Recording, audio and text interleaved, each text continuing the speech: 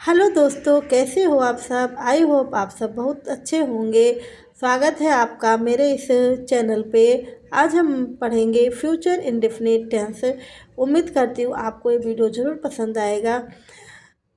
Future indefinite tense की हम पहचान और उसके रूल सीखेंगे, ट्रांसलेशन कैसे बनाते हैं।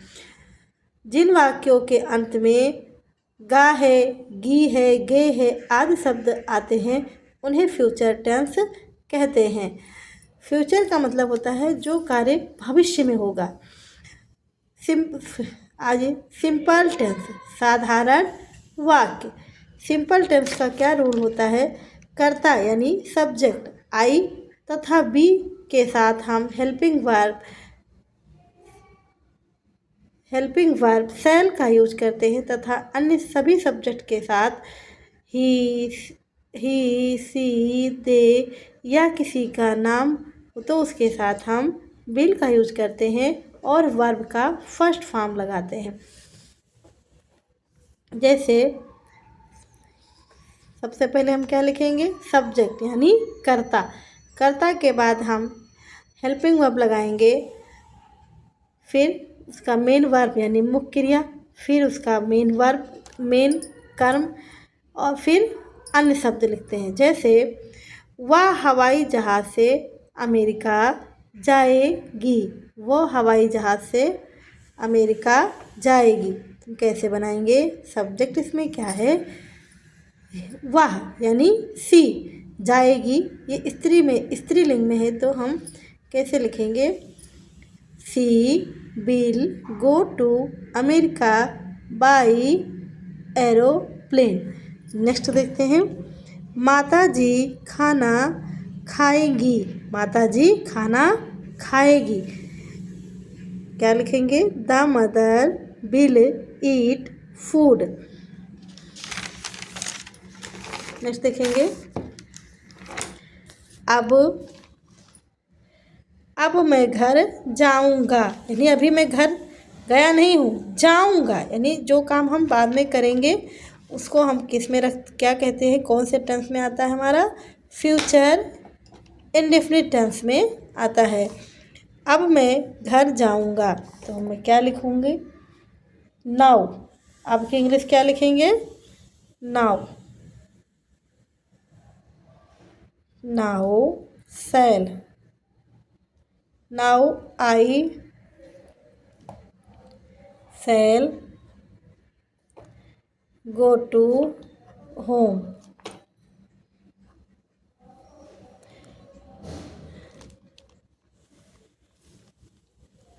आई और बी के साथ हम हेल्पिंग वर्ब शैल का यूज करेंगे। बाकी सभी सब्जेक्ट यानी सभी कर्ताओं के साथ हम विल का यूज करते हैं। इसमें एक वचन या बहुवचन से मतलब नहीं होता है।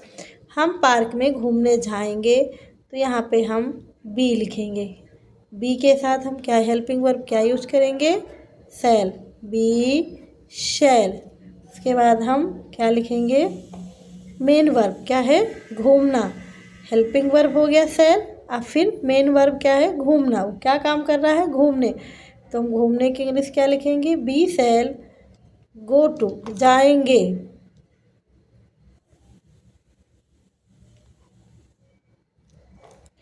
गो टू वॉकिंग,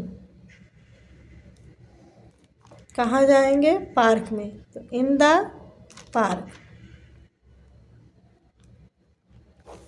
हम पार्क में घूमने जाएंगे। We shall go to walking in the park यानी हम के बी के साथ शैल में घूम जाएंगे, go to walking in the park. तुम बाजार जाओगे, क्या लिखेंगे, यू हेल्पिंग वर्ब क्या लगाएंगे, बिल, यू बिल। फिर जाओगे तो क्या लिखेंगे, गो टू, कहाँ जाना है, बाजार, तो हम क्या लिखेंगे, मार्केट। लड़के मैदान में हॉकी खेलेंगे। लड़के the children,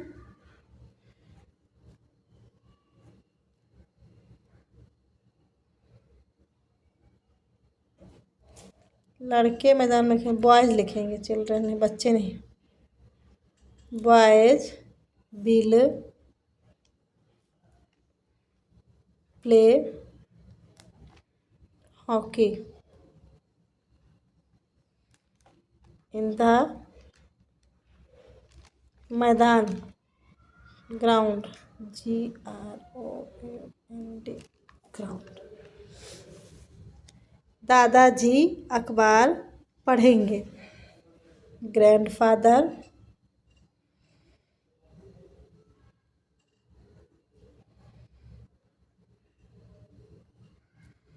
will read newspaper.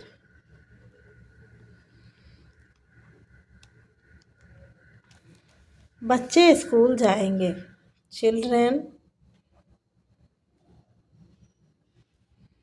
Will go to school.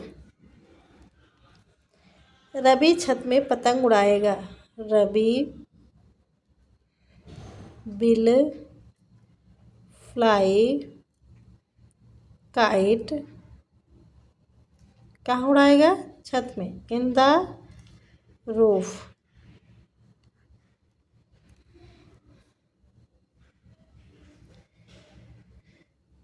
अब मैं घर जाऊंगा, क्या बनाएंगे? आपके इंग्लिश क्या लिखेंगे? नाउ।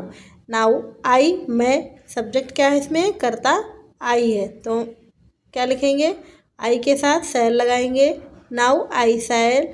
फिर मेन वर्ब क्या है? मुख्य क्रिया क्या है? जाऊंगा, यानी जाना। तो हम जाने के इंग्लिश गो टू, कहाँ जा रहा है वो? घर। लास्ट तो हम क्या लिखेंगे? Go to home. हम पार्क में घूमने जाएंगे, तो क्या लिखेंगे?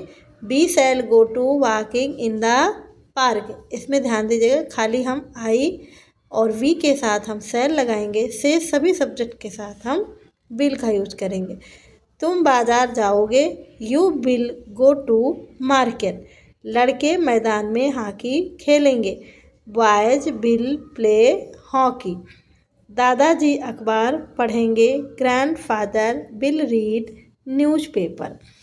बच्चे स्कूल जाएंगे। Children will go to school. Ravi छत में पतंग उड़ाएगा। Ravi will play kite in the roof. अगर वीडियो अच्छी लगी हो तो आप लोग प्लीज़ लाइक और सब्सक्राइब कर दीजिएगा, ज़रूर करिए। Thank you.